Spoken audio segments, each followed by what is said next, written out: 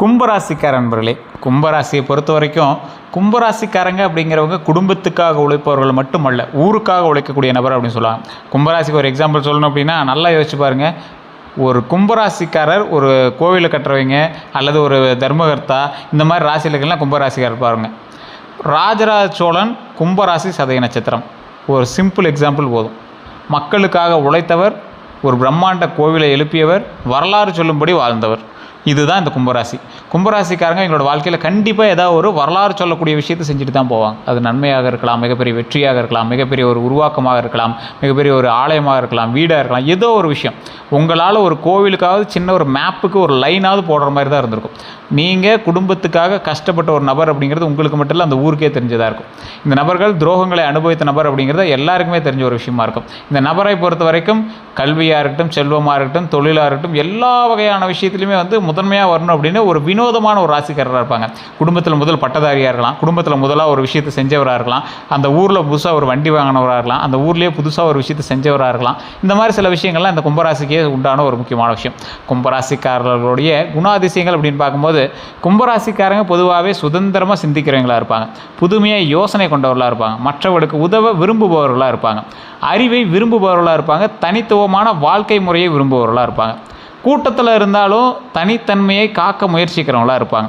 இவங்களை பொறுத்த வரைக்கும் இவர்களுடைய மனம் எப்போதும் புதிய விஷயங்களை தேடிக்கொண்டே இருக்கும் அப்படிங்கிறதுல முக்கியமாக மைண்டில் வச்சுக்கோங்க.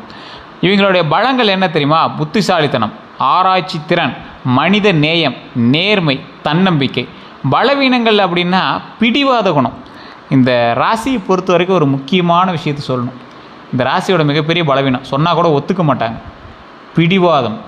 இப்போ நான் சொல்கிறேன் இந்த விஷயத்தை கூட இங்கே என்ன நினைப்பாங்கன்னா, நிறைய பேர் இதே தான் வீடியோவில் சொல்லிட்டு இருக்கிறீங்க, எந்த விஷயம் ஏன் நடந்துச்சு, எதுக்கு நான் உங்களை நம்பணும் அப்படின்னு ஒரு பிடிவாதத்தோடு இருப்பாங்க. வீடியோ கேட்குறேன் அவ்வளோதான், நீ சொல்கிறப்பெல்லாம் நடக்கணும் அப்படின்னா இது எத்தனை பேருக்கு நடந்துக்கணும் அப்படிம்பீங்க. இப்பயும் நான் சொல்கிறேன், கும்பராசிக்காரர்களுக்கு நான் சொல்லக்கூடியது ராசி பலன், ஜாதக பலன் இல்லை. ஜாதக பலன்கிறது வேறு. அதாவது ஒரு மிஷினை பற்றி நம்ம படிக்கிறோம், அந்த மிஷினுக்கு இப்படி தான் இருக்கும் அப்படின்னு சொல்ல போகிறோம். ஆனால் எல்லா மிஷினுக்கும் இப்படி இருக்குமா? ஒவ்வொரு மிஷினில் ஒவ்வொரு ஃபால்ட் இருக்கலாம், ஒவ்வொரு மிஷின் மழையில் இருக்கும், ஒவ்வொரு மிஷின் வெயிலில் இருக்கும். ஸோ அப்போ உங்களுடைய மிஷின் என்னது? உங்களுடைய ஜாதகம் வேறு. 140 கோடி பேர் இருக்கக்கூடிய இந்தியாவில் 12 கோடி பேருக்கு மேலே இந்த ராசியில் இருப்பாங்க. இந்த ராசிக்காரர்கள் சரியாக எல்லா விஷயத்தையும் செஞ்சுருக்காங்களா அப்படின்னு பார்த்தா, இந்த ராசிக்காரர்களை பொறுத்த வரைக்கும் உள்ள தசாபுத்தி வேறு, நட்சத்திரம் வேறு, லக்கினம் வேறு. அப்போ காமனாக நிறையா விஷயங்கள் வேரி ஆகுது. அப்போ என்ன ஆகுது? இந்த ராசிக்காரர்களை பொறுத்த வரைக்கும் இப்போ நாம் சொல்கிறது நார்மல் ராசி பலன். அப்போ உங்களுடைய ஜாதகம், உங்களுடைய மேனுவல் புக்கு, உங்களுடைய கேட்லாக் இருக்குது, அதில் தான் இருக்குது நீங்கள் என்ன பண்ணக்கூடாது அப்படிங்கிறது. இந்த ராசிக்காரர்கள் இப்படி இருக்கணும், இப்படி இருக்கக்கூடாதுங்கிறது உட்பட எல்லாமே அதில் தான் இருக்கும்.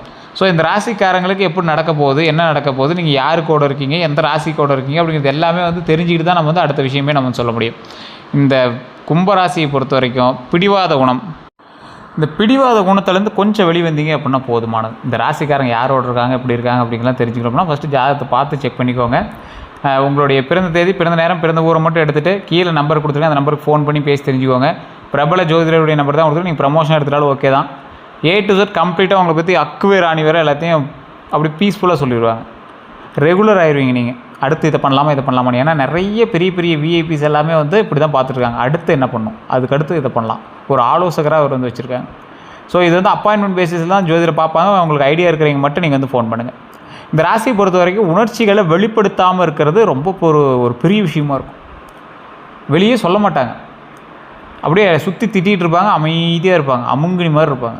நிறையா பேர் திட்டுவாங்க, டே வாயை திறந்து பேசணுன்னு கூட நம்பிடலாம், இவனை நம்பக்கூடாதுரா அப்படிம்பாங்க. அந்தளவுக்கு எல்லாருமே இவங்களை ஒரு ஃபோர்ஸபிள் பண்ணாலும் இவங்க ரொம்ப அமைதியாக இருக்கக்கூடிய ஒரு ராசியாக இருப்பாங்க. சில நேரங்களில் தனிமையை விரும்புவது, தனிமையை ரொம்ப ஆழமாக விரும்பக்கூடிய ஒரு நபர்களாக இருப்பாங்க. பிறர் அறிவுரையை ஏற்க மறுப்பது ஒரு மிகப்பெரிய ஒரு விஷயமா இருக்கும். பிறரோட அறிவுரையை ஏற்க மறுப்பாங்க.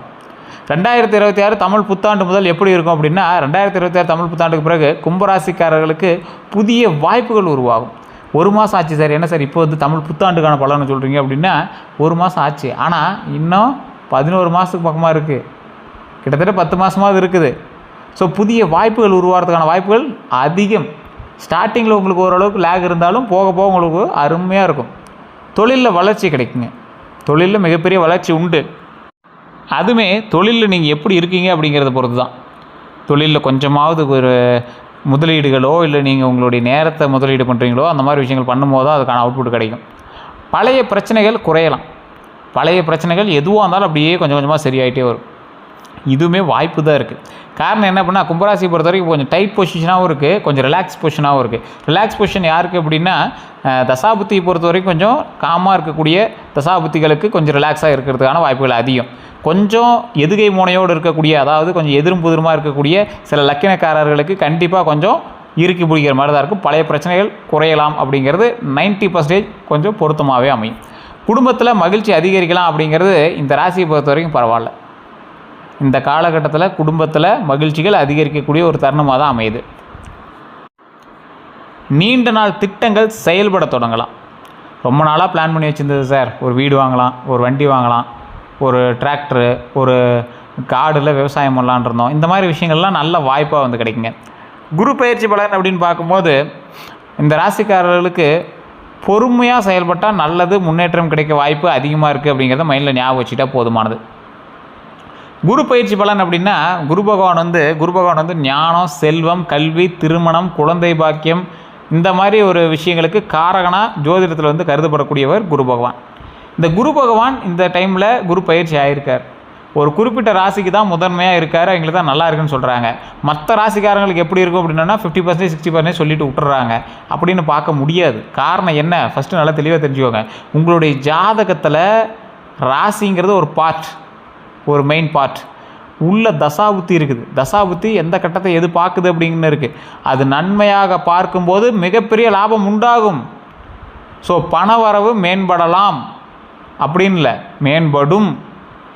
கிடைக்கக்கூடிய நன்மைகளில் முதன்மையாக இருக்கக்கூடிய நன்மை பண வரவு மேம்படலாம். அப்போ என்ன பண்ணுறீங்க, ஒன்றே உங்கள் மூலமாக பண வருமானம் வருது, அல்லது உங்களோட மகள் மூலமாக வருமானம் வருது, அல்ல உங்களுடைய மனைவி மூலமாக வருமானம் வருது. இந்த மாதிரி ஏதோ ஒரு விஷயத்தின் மூலமாக வருமானம் பெருகுது. தொழில் வாய்ப்புகள் அதிகரிக்குது. தொழில் வாய்ப்புகளில் அதிகரிப்பு அதிகமாகவே இருக்குது அப்படின்னு சொல்கிறாங்க.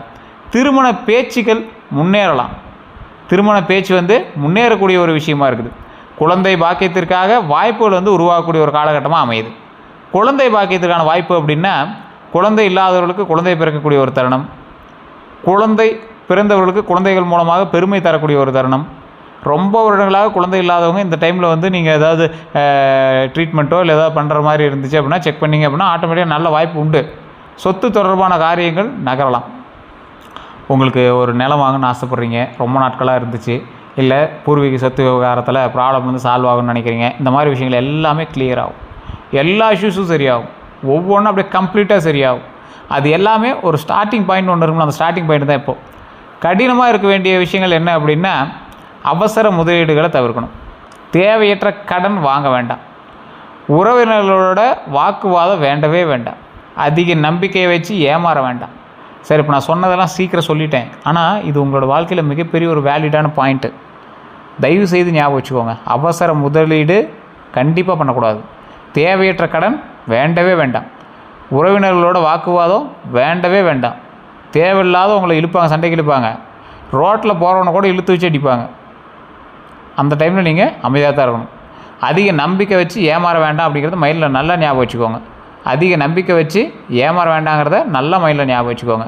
குரு பயிற்சியில் என்ன செய்யணும் என்ன செய்யக்கூடாது அப்படின்னா, வியாழக்கிழமை விரதம் இருக்கலாம், குரு காயத்ரி மந்திரம் ஜபிக்கலாம், ரொம்ப நல்லது. ஏழைகளுக்கு உணவு வழங்கலாம், ஆசிரியர்கள் மதிக்கலாம். அதாவது உங்களுக்கு குருவாக இருக்கிறவங்கிட்ட தயவு செய்து மரியாதை கொடுங்க. பெரியவர்கள்ட்ட ஆசீர்வாதம் பெறுங்க, ரொம்ப நல்லதுங்க. செய்யக்கூடாதவை அப்படின்னா பெரியவர்களை அவமதிக்கக்கூடாது. பெரியவர்களை அவமதிக்கவே கூடாது. நீங்கள் கும்பராசிக்காரர்களை பொறுத்த வரைக்கும் பெரியவங்களுக்கு செஞ்சீங்க அப்படின்னா பாவ விமோச்சனம். உங்களோட முன்னோர்களுக்கு செஞ்சீங்க அப்படின்னா பாவ விமோச்சனம். பொய் பேசக்கூடாது. என்ன சார் பொய்லாம் பேசக்கூடாது, இதெல்லாம் எந்த ஜாதகத்தில் சார் இருக்குது அப்படின்னா, இந்த ராசிக்காரர்களை பொறுத்த வரைக்கும் நீங்கள் சாபம் வாங்கக்கூடாது. அதுதான் உங்களுக்கு மெயினான ஒரு பாயிண்ட். அப்போ பொய் பேசி அதன் மூலமாக வரக்கூடிய ஒரு விஷயங்கள் செட் ஆகாது. அப்போ பொய் பேசாதீங்க. அநியாயமாக பணம் சம்பாதிக்க முயலவே கூடாது. கும்பராசிக்காரன் தெய்வத்தினுடைய பிள்ளை.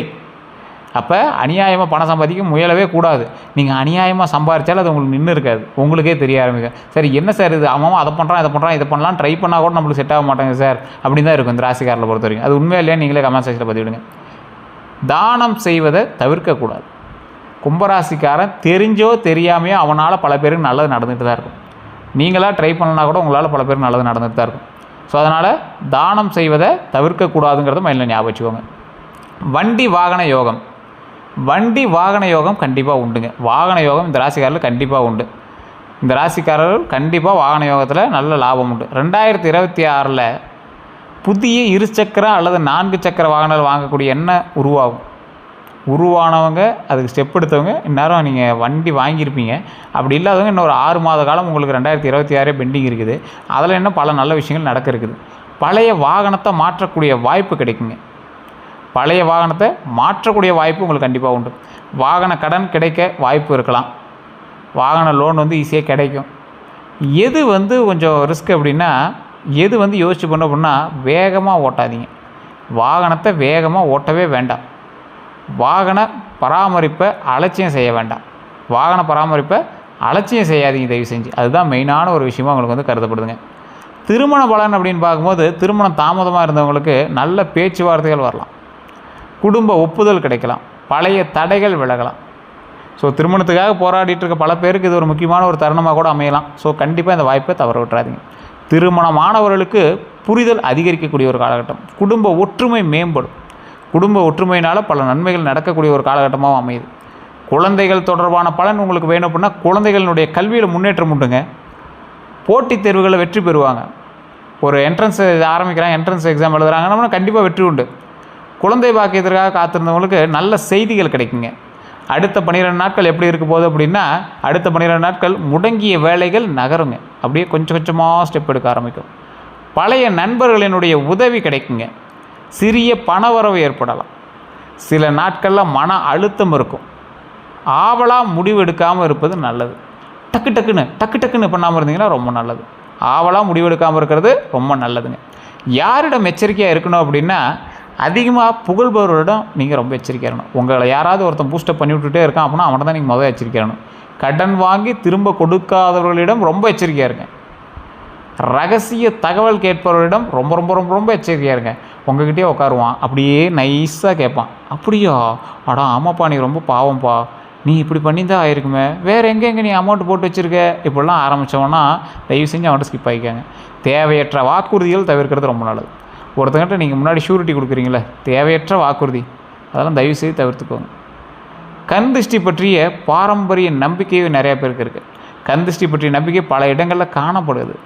பாரம்பரியமாக சொல்ல முடியும் அப்படின்னா, எலுமிச்சை பயன்படுத்துறது, கருப்பு கயிறு கட்டுறது, கற்பூர ஆரத்தி எடுக்கிறது போன்ற பழக்கங்கள் உள்ளவங்களுக்கு இவன் ஆன்மீக நம்பிக்கையாக சொல்லலாம், அறிவியல் ரீதியாக நிரூபிக்கப்பட்டவில்லை அப்படின்னு சொல்லலாம். ஆனால் இந்த மாதிரி விஷயங்கள் பண்ணிங்க அப்படின்னா இந்த ராசிக்காரர்களுக்கு ஓரளவுக்கு செட் ஆகும். கற்பூரம் காட்டுறது, எலுமிச்சம்பழம் சுற்றி போடுறது, இந்த மாதிரி விஷயங்கள் கொஞ்சம் செட் ஆகும். வணங்க வேண்டிய தெய்வங்கள்னு பார்த்திங்கன்னா சனீஸ்வர பகவான். சனி பகவான் இந்த காலகட்டத்தில் ஒரு நல்லது செய்வார். சனி பகவானும் சொல் பேச்சு கேட்பார் அப்படின்னா ஆஞ்சநேயர், தட்சிணாமூர்த்தி, முருகப்பெருமான், விநாயகர். கும்பராசிக்காரர்கள் பாரம்பரியமாக இந்த தெய்வங்களை வழிபடுவது ரொம்ப நல்லது அப்படின்னு அன்றைய காலத்துலேருந்து இன்றைய காலகட்டம் வரைக்கும் சொல்லப்படுது. தசாபுத்திக்காக மேட்ச் ஆகும். எந்த நிற ஆடை நல்லது இந்த ராசிக்காரர்களுக்கு? நீல நிற ஆடை ரொம்ப நல்லது, கருநீலம் நல்லது, ஊதா நல்லது, வெள்ளை நல்லது. முக்கிய சந்திப்புகள் அப்படின்னு பார்க்கும்போது, அப்புறம் வழிபாடுகள், இந்த நிறங்கள் எல்லாமே சில அதிர்ஷ்டமான ஒரு நிறமாக கருதப்படுதுங்க. அது எந்த அளவுக்கு உங்களுக்கு மேட்ச் ஆகும் அப்படின்னா, ஒரு 100% ஒரு 60% உங்களுக்கு இது மேட்ச் ஆகும். சரி, எந்த மோதிரம் நல்லது, சரி எந்த ரத்தினம் நல்லது அப்படின்னு சொல்கிறது, நீலம், ப்ளூ ஸ்பேரல்னு சொல்லுவாங்க.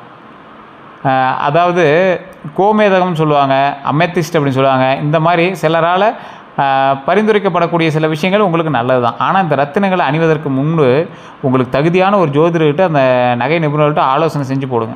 தயவு செஞ்சு சொல்கிறேன், இதெல்லாம் செக் பண்ணிட்டு போடுங்க. கீழே நான் நம்பர் கொடுக்குறேன், வேணும் அப்படின்னா நீங்கள் பயன்படுத்தி செக் பண்ணிக்கலாம். அதே போல் இந்த ராசிக்காரர்கள் எப்போவுமே நான் முன்னாடி சொன்ன ஒரு விஷயம்தான். அதாவது இறைவனை வழிபடும் போது சில முக்கியமான இறைவன் உங்களுக்கு சனீஸ்வரன் கோவிலுக்கு போயிட்டு வரதோ, ஆலங்குடி கோவிலுக்கு போயிட்டு வரதோ, பழனி முருகர் வழிபடுறதோ, விநாயகர் வழிபடுறதோ ஒரு மிகப்பெரிய ஒரு நன்மை தருவார்.